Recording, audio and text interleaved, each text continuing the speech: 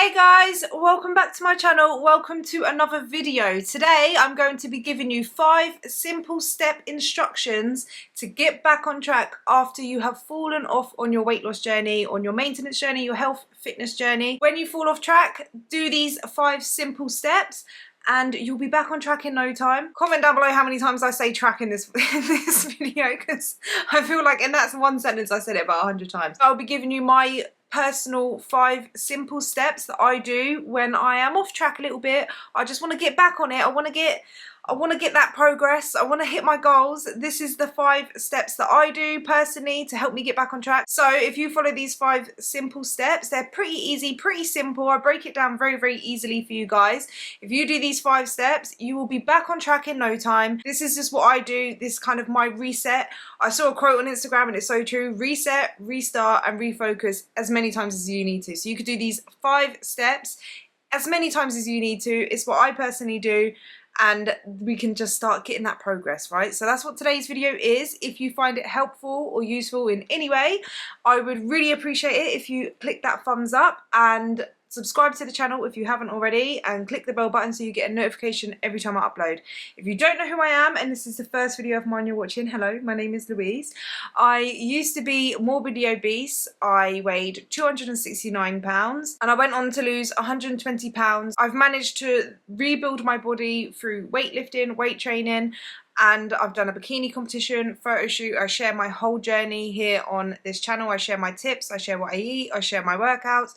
I basically share everything to do with self-improvement, health, fitness, muscle building, fat loss, all of that kind of stuff. So if you're interested in any of that and you want to become part of the family, we would love to have you. So subscribe and click that bell button. And don't forget to leave me a comment down below. Let me know what you personally do to get yourself back on track. Yeah, I'm making this video, guys, because the summer holidays is over, and this is a personal kind of video. This is kind of what I've been going through right now, because I'm getting back on track myself.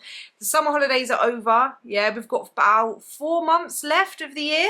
And instead of just using these 4 months to chill and not get anything done and wait for the new year to hit our goals, we're not doing that. We're not doing that in 2023. It's 2023, guys, all right? We're not here for that. We are going to smash these next 4 months. So that's why I'm making today's video, because this is what I'm personally doing, these 5 steps, and I thought I would share it with you guys so that if any of you are struggling to get back on track now that it's September, yeah, now that the summer holiday fun is over, we've got the autumn fun now. I love the winter months. I love like the autumny winter. This time of year is lit, yeah, from like September is like that just awkward month, but October to December, lit months. But that doesn't mean because it's getting colder outside and we've got all the holidays and all the holiday fun that we don't have goals to hit, and we don't have to keep it moving. We've got to keep it pushing, guys. Yes, yeah? So that's what these 5 steps are for.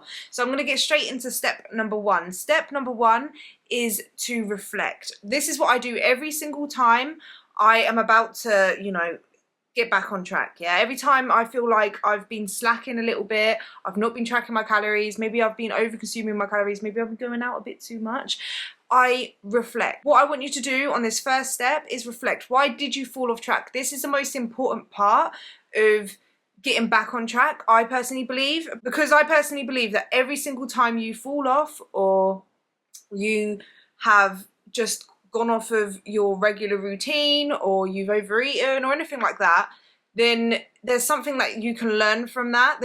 You can always take a lesson. It's not like a failure, it's just a lesson, and you can build on that and get stronger. And I personally feel like you just can learn something from it. So for example, if you binged one night after having a really long day and you felt really emotional, you felt like you were sad or stressed, or for whatever reason you went and binged, or you decided to give up and you just wanted to eat whatever you wanted, you can use that as a lesson and kind of think, what can I do next time I feel like that, instead of turning to food as a comfort. And you can kind of put things in place for the next time you've had a long day. Maybe when the next time you feel like you're getting stressed or anxious, instead of turning to food, maybe you can call up a friend, ask your friends to come over, or family. And or it depends on your personality as well. Some people, when they're stressed, they don't want to be around people. Some people need that comfort of being around people or someone to vent to. Some people might want to have a alone night and kind of, I don't know, face mask, bath, like try to relax yourself, like anything other than, or even going for a walk, going to the gym, training. Those things can be all like de-stressing. But as long as like you reflect back on what happened, your emotions leading up to it, or whether it was like for me over the summer, you just letting loose a little bit more, you just kind of look back and reflect and pick out what you learned from it and what you can take from that to move forward in the future. Do you know what I mean? So that's like the first step of getting back on track. Step number 2, I want you to hype yourself up, motivate yourself, right? Because when we're getting back on track, the hardest part about, I think, getting back on track is that, ugh, I can't be bothered kind of feeling. Do you know what I mean? Like, the longer you're off track as well, and by off track, I just mean off of your regular plan. It's just a common phrase that I see a lot of people use. That's why I'm going to be using the phrase off track. So if you're not counting your calories when you normally count your calories, or you're eating more processed takeaway foods than what you normally would, or you've skipped a few gym sessions, or maybe you haven't even gone to the gym, maybe you've stopped exercising, whatever you deem as off track, that's what I'm talking about. Where the longer you're off track, the harder it feels like to get into it. And it's just because you're not in that regular routine. You've broken your routine and you're almost creating a new routine of not doing your regular routine. So that can be quite, like, that's the hardest part, is to be like, oh, I can't be bothered. So what I want you to do is hype yourself up. Look at how much progress you've already made. Look at your before pictures, if you've got them, your before measurements. Think back to before you started, how you felt, what you couldn't do. Think about all of your achievements. Like, literally, like, that's what I do. I look at like my before pictures. I look at like even my old posts on like my first Instagram, because it's so weird. Like, when I was just posting them, I didn't, like, it was just like a diary to myself, and like I would write some, like, how I was feeling that day, or anything like that, and or things like that. And when I go back and read it, it's just so motivating, because I obviously didn't know how far I would actually come. And I just personally find that quite motivating. If you haven't made like that much progress, or you've just started and you've already fallen off, look at other people's weight loss transformations. I also find that motivating. So obviously you've got me and there's like Obese to Beast, there's Jordan Shrinks, who else is there? I think Felicity. Yeah, I think that's her name. I can't remember. And there's so many on Instagram. You can just type in weight loss transformation. You'll see loads. I'm pretty sure like that could be quite motivating. Go on YouTube, watch weight loss content. Look at stuff that inspire you and motivate you. But for me personally, I like to try and just use my own progress as my motivation, just to see how far I've come and look back on the person I was when I first started. And I like to think that I don't want to disappoint the old version of myself. If I think of us as like two separate beings, like her in the past, and she doesn't know what she's been able to achieve and stuff, and I know all of the hard work that she did for me to get to where I'm at now, so I can't give up on her because she did the hard part. I'm just carrying it on. I enjoy this lifestyle, so like I don't want to give up, and I don't want to just, I didn't come this far to just come this far. It sounds so cheesy. I didn't come this far to just come this far, but it's true. Like, I've got goals. I want to make more progress. I don't want to just be stuck here or start going backwards. I've worked too hard to just be here or start going back.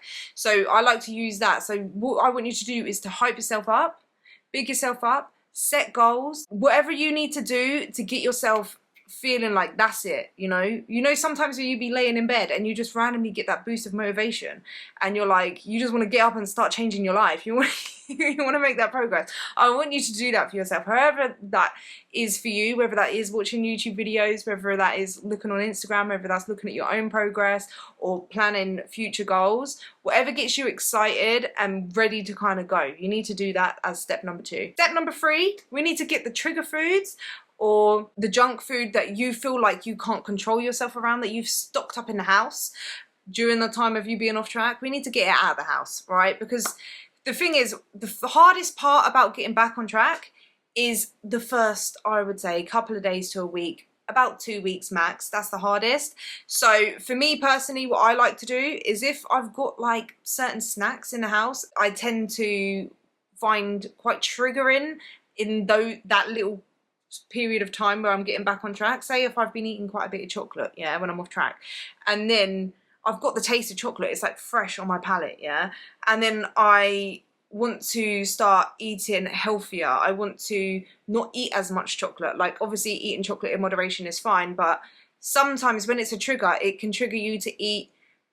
And it's not like it's a trigger all the time. It's just normally like when you've been off track. For me personally, when I've been eating it, it's a lot easier for me to want more of it than it is when I'm on track and I just have a little bit in moderation with my calories. What I like to do is to clear out the cupboards, clear out the snacks that I've got in there. I will either give it to people or I'll throw it away. Yeah, what's the difference between it being in the bin or being in your stomach? I've had an issue with this like for such a long time where I don't like the idea of wasting food, and that's why I have always had like a clean my plate mentality. Where did that come from? I've always had a clean my plate mentality of where I feel like it's a waste of food if I don't finish that food and it ends up in the bin. But there's no difference between it being in your stomach than being in the bin. Like there's not actually a difference. So if you feel like whenever you try to get back on track and you've got snacks in the house or certain foods in the house that make you feel like, that just make you eat, like, if that makes sense, like you can't really control yourself around, then I would just say chuck it away, because you don't need that kind of temptations around you while you're first trying to get back on track. Once you're back on track and you feel like you're in that routine, of course you can buy whatever snacks you want, as long as like you can fit it in moderation in your diet and not feel like you have to keep eating more and more of it. Do you know what I mean? So that's what I would say step number 3 is to just make sure you have a little clear out everything in your house that triggers you to want to eat more. And then we move on to step number 4, which is to plan your meals and your training for, I would say, what I like to do is a week, or sometimes you can even do 2 weeks. I feel like it takes about a week to 2 weeks to get back into that routine, create your habits again, and just feel like you're on track. So for me, what I like to do is I personally plan 3 to 4 days, and then I kind of do that basically for the next week. But if you want to and you feel like you need to, you can do 2 weeks. But yeah, so I plan what I'm going to eat. So I tend to eat the same kind of foods anyway, so it's pretty easy in the sense that I will just have a certain amount of meals that I rotate between. So for example, breakfast will be Weetabix with my milk, my unsweetened almond milk, protein powder, mix that in together. Then I'll have some fat-free Greek yogurt and some fruit and a coffee. And then lunch, I tend to have quite a lot of salad. So for example, a chicken salad, big chicken salad. And then dinner could be like chicken, rice, veg, Nando sauce, chicken, cauliflower, rice, veg, Nando sauce. That would be like an example. And then so I would plan that out. I would put that into my Fitness Pal. Obviously this would be all put into, I'm not telling you to eat that, that's just what I eat. You create your diet around what you like, if that makes sense.